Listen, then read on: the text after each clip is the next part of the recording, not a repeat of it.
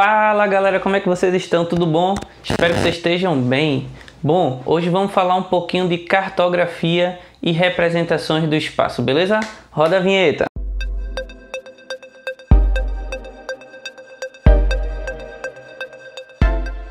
Antes de mais nada, queria comentar um pouco sobre a importância, do estudo das representações do espaço, desde a antiguidade que o ser humano se preocupa, com a questão da representação do espaço.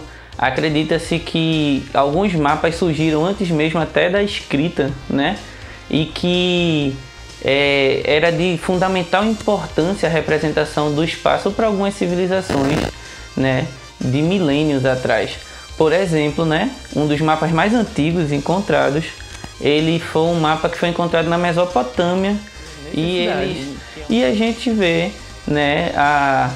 a necessidade de representar o espaço cada vez mais evoluindo em termos de estrutura e de desenvolvimento.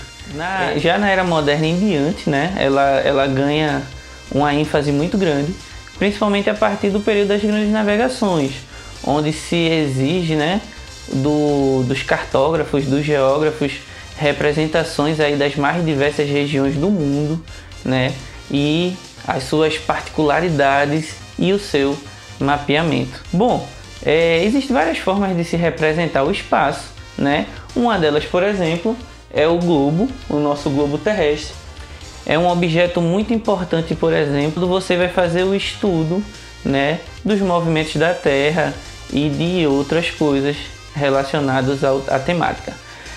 Mas existem outras formas de representação do espaço, como por exemplo os croquis, O croquis é aquele esboço lá em que é feito sem se preocupar necessariamente com detalhes, com escala, com cálculos, onde você só quer representar ali, de uma maneira simples e breve, às vezes o caminho que se deve percorrer até chegar em algum lugar. Uma outra forma muito comum também são as plantas, São representações que exigem bastante estudo, bastante detalhe, muito comum aí no dia a dia dos engenheiros, arquitetos, que projetam ali aquela área com todos aqueles detalhes, com todos aqueles cálculos para que seja feito de uma maneira bem detalhada a construção de um prédio, a construção de uma casa, enfim, algum tipo de edificação.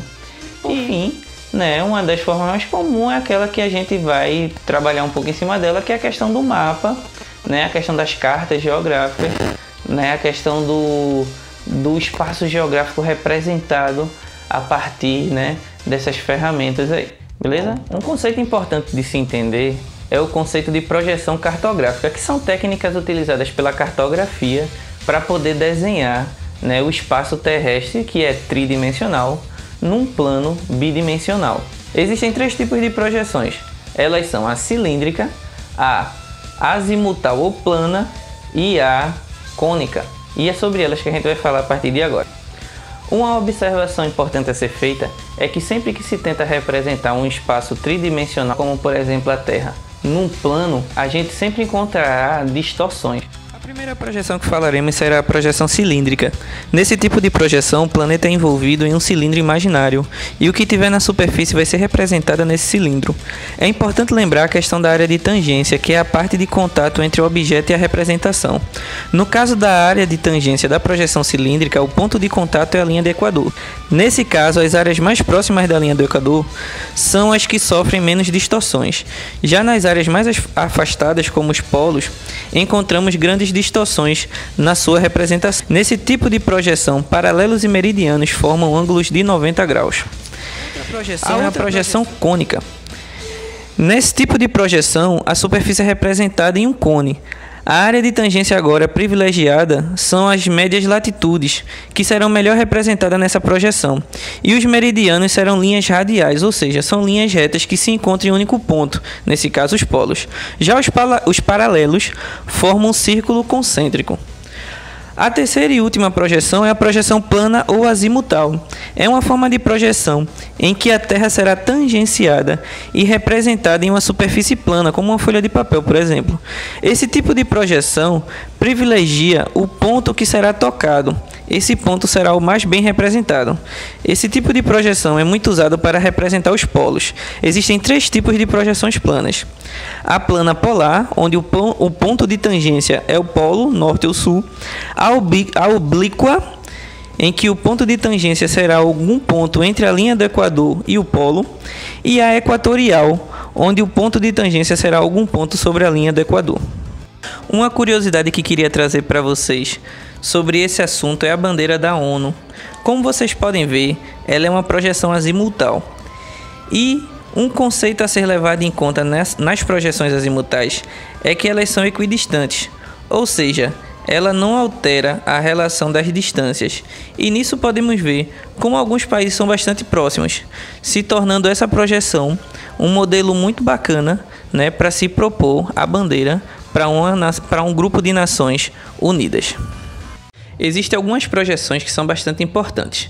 Entre essas projeções, podemos destacar a de Mercator, a de Peters e a de Robson. A projeção de Mercator é cilíndrica e conforme, ou seja, ela privilegia e mantém as formas, porém as áreas são comprometidas, sendo seus tamanhos alterados. Outra coisa importante em relação a essa projeção é que ela é eurocêntrica, ou seja, privilegia a Europa como centro do mundo, pois o período em que ela foi proposta, essa projeção tinha como pano de fundo as grandes navegações e, junto a isso, a ideologia da dominação europeia pelo mundo. Outra projeção cilíndrica importante é a de Peters. Ela vai ser feita em 1973, no período da Guerra Fria. Diferente de Mercator, ele não manteve as formas, mas as áreas. Desse jeito, as formas ficam meio distorcidas, como se tivesse sido esticado. Porém, as proporções das áreas não sofrem alteração. É o que chamamos de projeção equivalente. Essa projeção também é chamada de terceiro-mundista, pois vai privilegiar e evidenciar os países do terceiro mundo. É muito comum também esse mapa ser apresentado de ponta cabeça, para valorizar e evidenciar ainda mais os países pobres, visualizados agora na parte superior do mapa.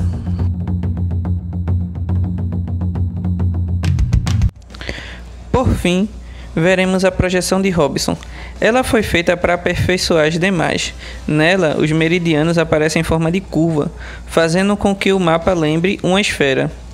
Atualmente, ela é uma das mais adotadas. O intuito foi corrigir algumas distorções, porém, ainda é possível perceber que há algumas distorções, principalmente na questão dos polos. Bom, galera, espero que vocês tenham gostado. Deixe seu like e até a próxima!